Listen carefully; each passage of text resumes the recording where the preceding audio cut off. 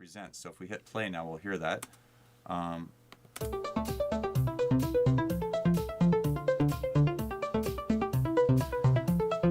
we can do the opposite, which is down, up and down. Up and down, right? Down and up. Up plus down, we have the lowest note twice and the highest note twice. Or the inverse of that, starting with the high. Nice. Just consider the thumb. Every other note is the lowest note of the chord, and it's doing it up and down otherwise. And the opposite, highest note every other time. Okay, so it starts going down here. If you want it to really reset, there is a sort of advanced trick. If you want it to really start over every time. what command did you do? There's an option click. Okay, cool. Which just means that on this step, I want it on whatever step I select this on, I want the pattern to start over. So you could even if you had an up pattern go here, but you wanted it to start over here and here, you could do something like that. And it's sort of one of the many sort of pattern-based features that you can do with this arpeggiator.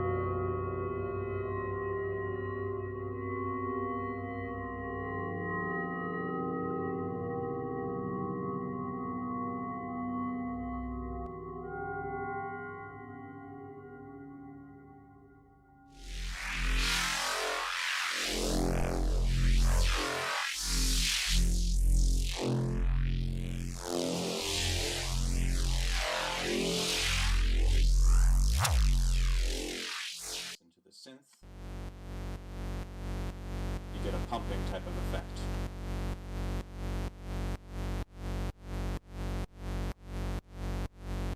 You can add some smoothing if you don't want it quite so smacky.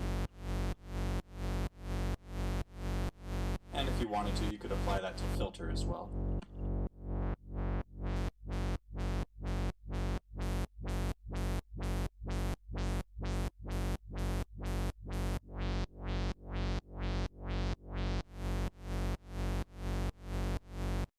Just to demonstrate a bit further, I'm going to add nerve, so we have a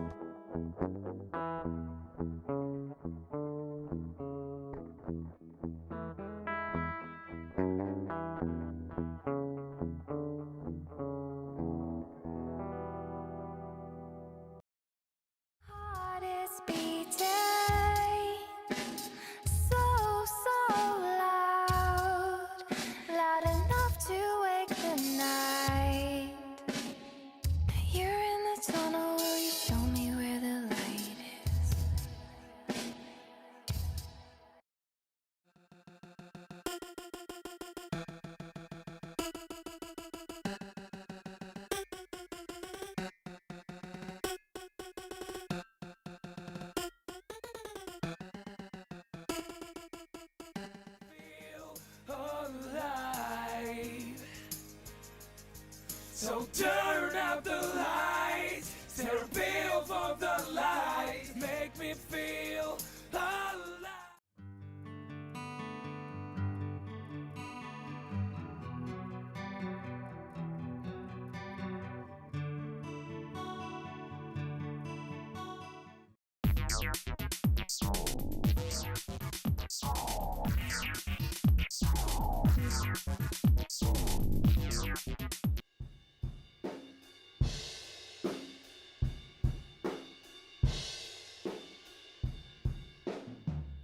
Like that.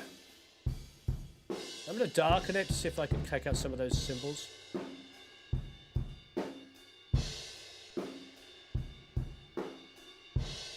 Oh, I love the sponginess it's doing to that kick. Let's drive it.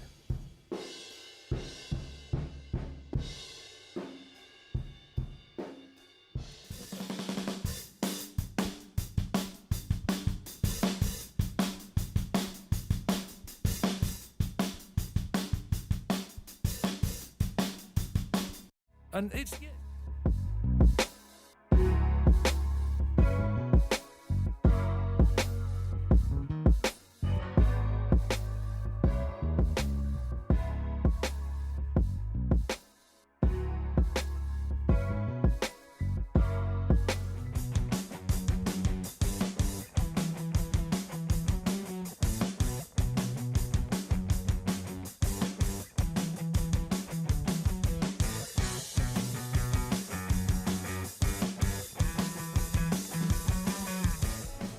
If I open the Expert panel and switch the band to Free, I can now tune the sidechain filters independently of the crossover points.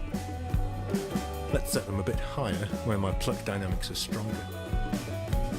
And we're now boosting the low mids for each note to create a rounder attack.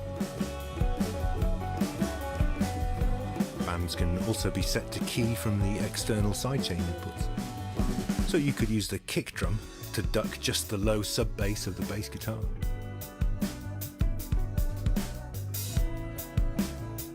Or use the vocals to duck just the upper mid-range of the guitar group. The red ones, I'm determining how they clip. Now watch.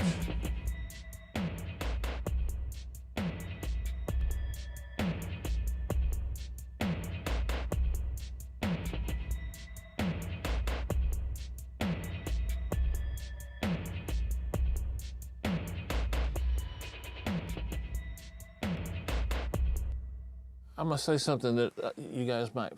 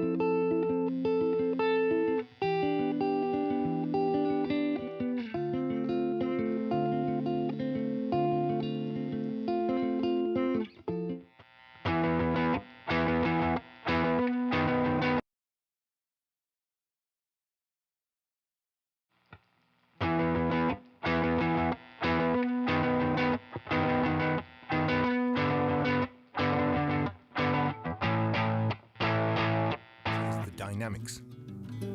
All the gain knobs now have a ring around them to set the range. If I turn it down, this low shelving band is now compressing the low frequencies as well as boosting them.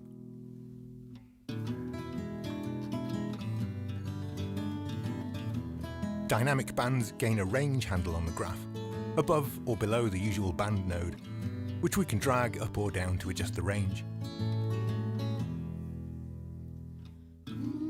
Processing algorithm of Sooth 2 now comes in two flavors that sound and react differently depending on the input material you're using. The modes are soft and hard. Sooth 2 defaults to soft mode, which is easier to use and faster to set up. Soft mode is also more transparent and causes less artifacts. But sometimes soft mode is just not enough, and this is where hard mode comes in. The hard mode is more active and extreme, and with a little tweaking, it can even save a poorly recorded track. The trade-off here is that it's easier to overuse. As a rule of thumb, start by using the soft mode, and if you need more control or you feel Soothe 2 topping out, switch over to the hard mode and retweak. After trying these new modes out a few times, you'll quickly develop a sense of where you need to be for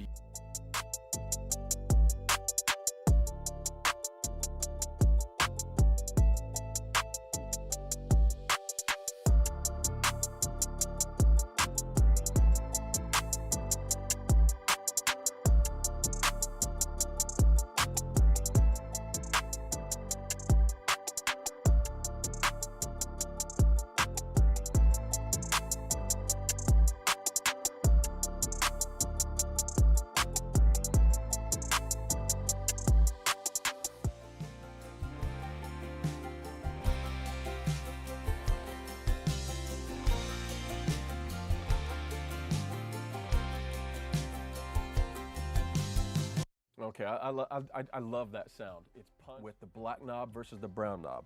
I'll switch after about 2 bars, okay?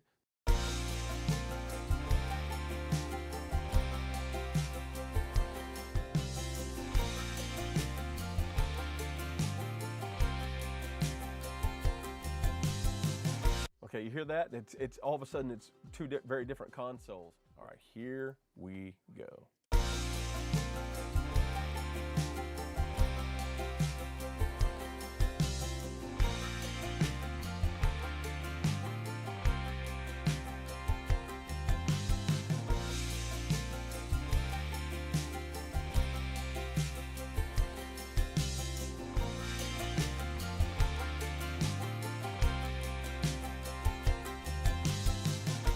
Gain and adaptive gain controls found on the main parameters page. It adds individual gain parameters for each band.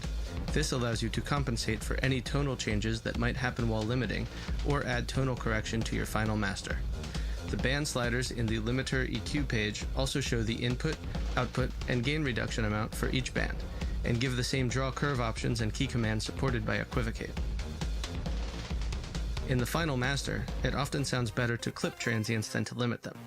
The transient emphasis module sits after the limiter to emphasize these transients before the final spectral clipper stage. The transient module provides the same transient emphasis and adaptive transient controls found on the main parameters page. It also adds individual transient emphasis sliders for each band, as well as meters to show the amount of transient emphasis per band.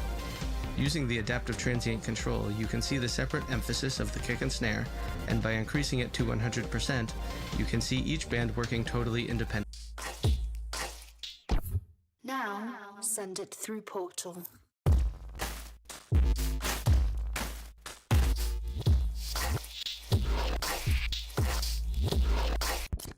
Redirection to vocals.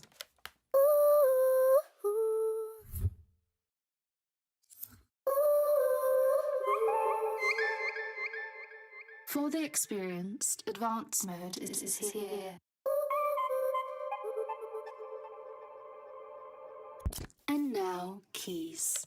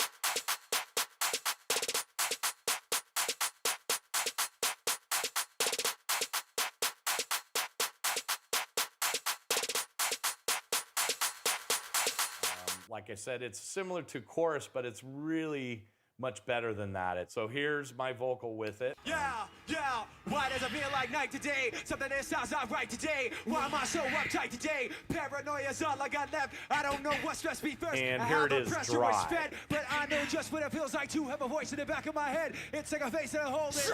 Face that wakes and it calls it. And here it is, Face that wet. watches every time they face in my ass every time they fall. So you know that when it's time to sink or swim, that the face inside is hearing me right underneath my skin. Let's see, helps when I unmute it.